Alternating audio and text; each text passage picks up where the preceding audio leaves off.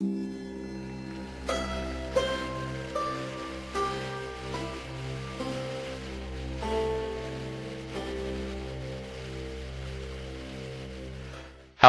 this is Oi Misaki, Makote, and Hiroshi Hayashi, Japan. Da Vinci created the Holy Shroud and other things, and I just suppose Da Vinci has got a very strong inferior complex about his own image. That is why he used his own image as his models in very many occasions. And here is a story about Leonardo da Vinci. And before I talk about Da Vinci, I just like a little bit explain about this painting or drawing or sketch. I don't know how to say in English, proper English, but I say people say this is a sort of a nobody says that this man is Da Vinci, but I found this man is Da Vinci, Leonardo da Vinci himself. So I prove it with evidence. Here is the man B, and just compare with this part with each other, and then we will know this man A and man B are the same man. And yes, and I had a long time ago proven that this man on the left side is Da Vinci, but this time again I show you, and they're the same man. Anyway, here I want you to know that these two men are the same man, and man A and man B are the same man, right? And next, and this man C, I call man C, is also the same with the man B, and no different at all, because they are painted or sort of printed out of the 3D modeling computer system or 3D modeling system. Anyway, man C and man B are the same man, as you see here, right? Even the scratch on his hair part are the same, right? Anyway, just also here, I want you to know that these two men are the same man. Without hair. Hair is different, just like in Greek sculptures. Anyway, he's got a very strong eyes, and now you see these two men are exactly the same. And also, this is Leonardo da Vinci. You may have it as his own image, but these two men are the same man. Man C and Leonardo da Vinci are the same man, right? So, what's the difference? Can you tell me or tell us the difference? No. A little bit bolder, sort of wider nails here, and a bump here, and sort of a bumps, many bumps on his face. And especially his mouth, very thin upper mouth, upper lips, and very thin here, and very thin, right? And also a bit, yeah. Anyway, seeing is believing, as already been said. Sorry for English, but these two men are the same man. Now you see these two men are the same man, right? So man A is man B, and man B is man C. Now, and man C is Leonardo da Vinci. So man A is Leonardo da Vinci. This is my evidence, and I have proven it that this man is Leonardo da Vinci himself. And okay, now you know who this man is anyway. This is, ladies and gentlemen, Leonardo da Vinci himself. Right? So here I say that Leonardo da Vinci always painted himself as his model. And Oi Misaki-san has sent me another very interesting photograph here. This is a Jesus Christ painted by Leonardo da Vinci, and he also looks like a very, very well-known Jesus Christ. This is the Jesus Christ from Holy Shroud, right? And this man is the Jesus Christ painted by Leonardo da Vinci, and this man is sort of a picture from the Holy Shroud, and both are exactly the same. Just compare with each other. This indicates that probably, most possibly, Jesus Christ on the Holy Shroud was created by Leonardo da Vinci. Exactly, the proportion is the same. I never use any other tricks in here, right? And also here is very similar to each other. And also, yeah. So I say Jesus Christ on a holy shroud is a sort of a creation made by Leonardo da Vinci. Most possibly, or Leonardo da Vinci painted his Jesus Christ from this holy shroud. But this is a sort of a Jesus Christ from the holy shroud, but which Da Vinci never knew, because this Jesus Christ was created long afterwards, after he died. So holy shroud, Jesus Christ in the holy shroud, and man, and this is back to front, right? Because his eyebrow is back to front. Now this is Jesus Christ, and bit I made it wider.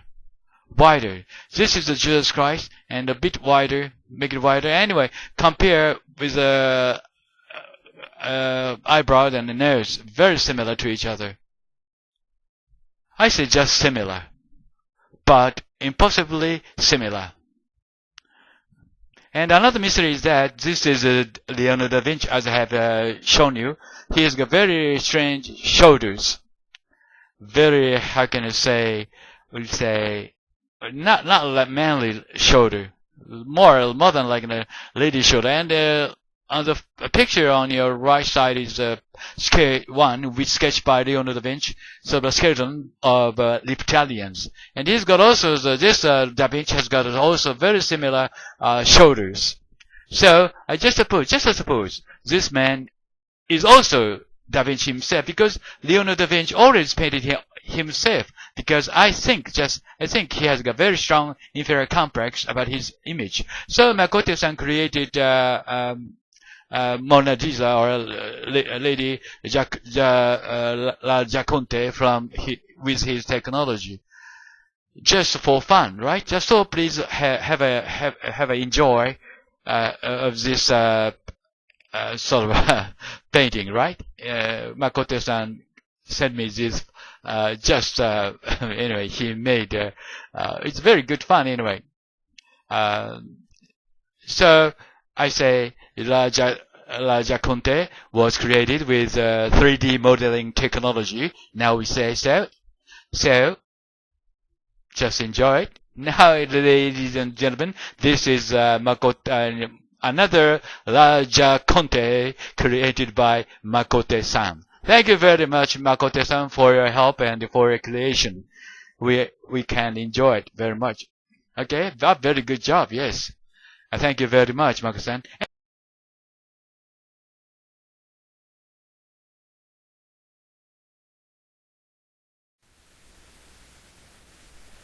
The Shroud of Turin, or Torino in Japanese.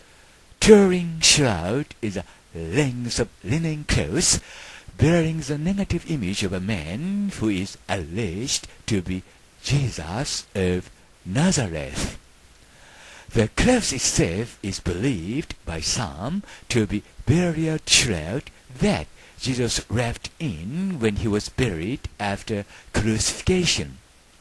It is firstly scarcely attested in 1390 when a local bishop wrote that the shroud was a forgery and that an unnamed artist had confessed. Radiocarbon dating of a sample of the shroud material is consistent with this date. Then, who created it? And when? トリノの聖骸布です。初めて記録されたのは1390年。地方の司教は、それは見知らぬ芸術家によって作られた偽物であると書き残しています。繊維の炭素年代測定法によれば、その時期のもの、つまり1390年頃のものであることが分かっています。となると、その聖骸布は誰が作ったのでしょうか。また、いつ。Hiroshi Hayashi, Hamama City, Japan。今ご覧いただいているのが、トリノの聖骸布と言われているものです。白黒反転図およびその聖骸布から起こされた再現図ということになります。で、そのトリノの聖骸布のイエス・キリストとレオナルド・ダ・ヴィンチの描いたイエス・キリストの顔が一致します。この事実をどのように考えたらよいのでしょうか。今日はその謎に迫ってみます。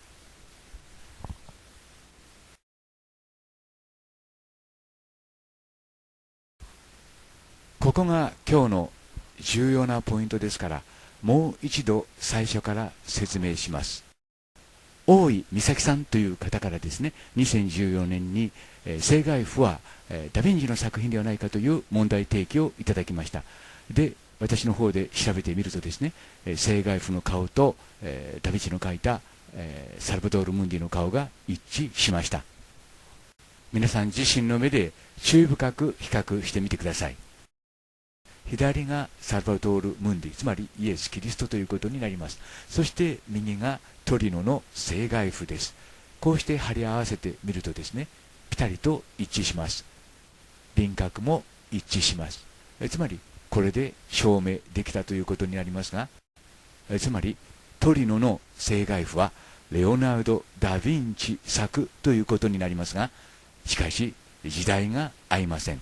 トリノの聖骸布がですね、歴史上初めて世に現れるのは1390年、つまり14世紀です。ダ・ヴィンチが活躍したのは1500年前後です。この事実をどのように考えたらよいかということですね。いろいろ考えられると思います。最も標準的かつ論理的な考え方をすればですね、1390年に記録に残された聖骸布と現在残っている聖骸布は別物である。そして1500年頃にですね、レオナルド・ダ・ヴィンチなる画家がですね、1390年頃の布を探し出してきて、その布にサルバドール・ムンディ、つまり世界の救世主イコールイエス・キリストの顔を描き込んだ。それが現在残っているということになります。もう一つ小さな可能性としてはですね、1500年前後にレオナルド・ダ・ヴィンチがいわゆる聖骸布のイエス・キリストの顔を模写しながら、コピーしながらサルバドール・ムンディの絵を描いたということも考えられますが、ダ・ヴィンチがですね、1500年後のイエスの操り人形、あるいは代理芸術家であったという前提に立つならば、ひょっとしたら1390年頃にもですね、イエス・キリストはこの地上に現れて人間を指導してこのような聖骸布を残したということも考えられるわけです。私の立場からすればですね、この説が最も有力ということになります。古い動画ですが、その動画を使ってもう一度説明します。日付は2014年の7月25日になっています。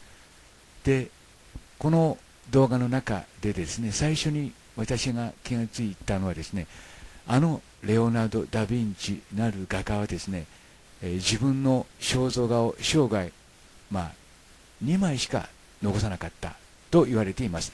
1枚は若い頃のレオナルド・ダ・ヴィンチ、そしてもう1枚は年老いてから皆さんよくご存知のレオナルド・ダ・ヴィンチの自画像ですよね。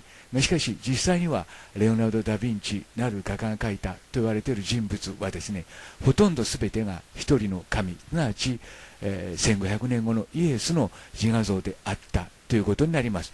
それについての説明は別のところでしましたので、ここでは簡単に説明しておきます。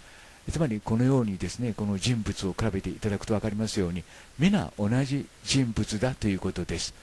細かいところを順に見ていきますが、こういう時はですね、口の周りの傷であるとか、目の付け根のね、イボであるとかというような細かいところを見て照合していきます。つまり違いがないという点で同じということですね。これは今からもう、何年も前に作った動画ですから、簡単に言ってますか、荒っぽい検証の仕方をしてますけども、要するにこの左右の人物は同じということです。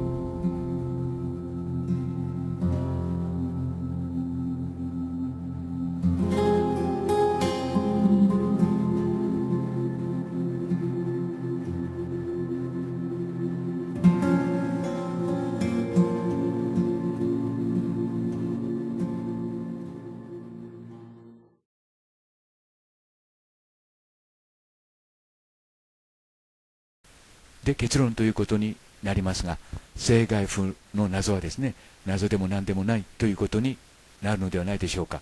つまり1500年前後にレオナルド・ダ・ヴィンチなる画家がですね、書き残したと言われているサルバドール・ムンディ世界の救世主、つまりイエス・キリストの字画像ですよね。顔と比較してみれば簡単にその謎が解けるということになります。これがサルバドール・ムンディということになります。そして右が聖骸布のイエス・キリストということになります。この両者は全く同じです。つまり、このような形で事実として、この2人のと言いますかね、イエス・キリストの顔がこのような形で残っているということです。比較してみます。改めてって言いますかね、もう一度比較してみますが、ピタリと一致する。そして左右の、普通はですね、別の人物の顔であるならば、このように左右貼り合わせても、どこかに違和感を覚えるものですけども、全く違和感なく一致するということです。すなわち、少なくともここで言えることはですね、右の聖骸布のイエス・キリストは、1500年後のイエス、つまり、レオナルド・ダ・ヴィンチなる画家を通してですね、1500年後のイエスが書き残した聖骸布ということになります。となると、この1390年にですね、記録に残っている聖骸布は何かということですけども、2つ考えられるということですね。その当時、1500年前後に、ダ・ヴィンチなる画家がですね、1390年頃の布を探してきて、それに、このようなイエスの顔を描き残したか、あるいはサルバドール・ムンディの絵を描くときに、1390年頃のですね、聖骸布の顔を見てサルバドール・ムンディを描いたか、あるいはそうではなくて、イエスがですね、1500年後に、この地球上に現れているわけですけれども、同じように1390年頃にもこの地球上に現れて、このような聖骸布を描き残して、つまり私たち人間を指導しようとしたということにもというふうにも考えられるということです。いろいろ考えられますけれども、ともかくも事実としてはですね、イエス・キリストの聖骸布、キリストの、聖骸布といいますかね、聖骸布に書き残されているイエス・キリストの顔と、それがイエス・キリストであるとするならばですね、少なくともそのイエス・キリストの顔とですね、そして1500年前後にレオナルド・ダ・ヴィンチの描いた、いわゆるサルバドール・ムンディの顔が一致しているということです。これは全ての、なんて言いますかね、この謎解きの原点、基本になると思います。つまり、定義ということになるわけですよね。